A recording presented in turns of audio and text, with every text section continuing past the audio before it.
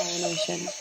However, mutualism may share many characteristics with parasitism, and this is the case with obligate mutualism.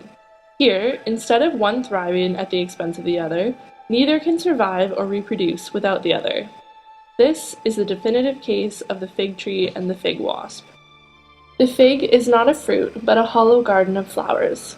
A female fig wasp has laid her eggs and pollinated the flowers, which have now reached maturity.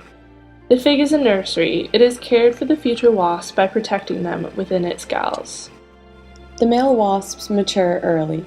Wingless and almost blind, they are the first to emerge from their galls. Then their essential ritual begins, as he mates while the female is still in her gall, ensuring she has everything she needs to produce eggs when she reaches maturity. Soon thereafter, the females emerge. They look very different, with antennae and large eyes, powerful wings, and a long ovipositor. They are not built to be enclosed. They are meant to be set free. They don't have much time, for the fruit ripens as soon as the galls are empty. Male wasps cut stamens and offer the pollen to the females, which they take as a parting gift. Finally, the males proceed to dig a tunnel to set the females free. They briefly witness the light of day in their dying moments, while the females fly towards their quest for another fig. The fig left behind rapidly ripens, which attracts animals that will eat them and disperse their seeds.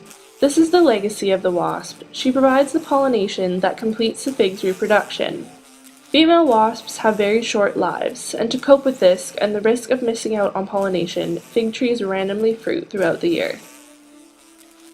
And so the pollen-laden wasp reaches an immature fig. But her journey is far from over. Ahead lies the greatest challenge of her brief life. Clawing and squeezing her way through the gate, her wings and antennae are ripped from her. She makes the ultimate sacrifice as the final push to enter bursts her abdomen. In an epic struggle between sacrifice and survival, the mother wasp crawls through the narrow labyrinth towards the inner chamber. She is wounded and weak, carrying only her eggs and the pollen gift from the former fig. If the wasp fails to pollinate the flowers, no seeds will ever develop. Fig fruits with no future are costly to the tree, so they will not receive an inflow of nutrients. If the wasp does not pollinate, the entire fig may be aborted. However, if she devotes herself to pollination as well as laying eggs, she ensures the fig will hold the promise of seeds. The tree will pump sugars and nutrients into the fig, securing the future of seeds and larvae alike. When they mature and leave, the fig will ripen, thus completing the cycle of mutual benefit that has existed for millions of years.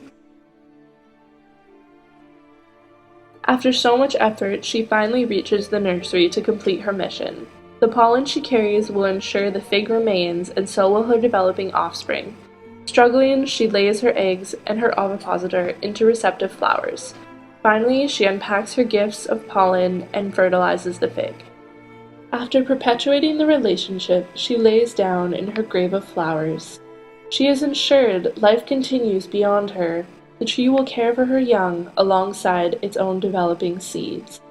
In time, some seeds will grow into centennial trees, and somewhere, out there, a mother wasp looks for a fig. And so the mutual cycle starts anew.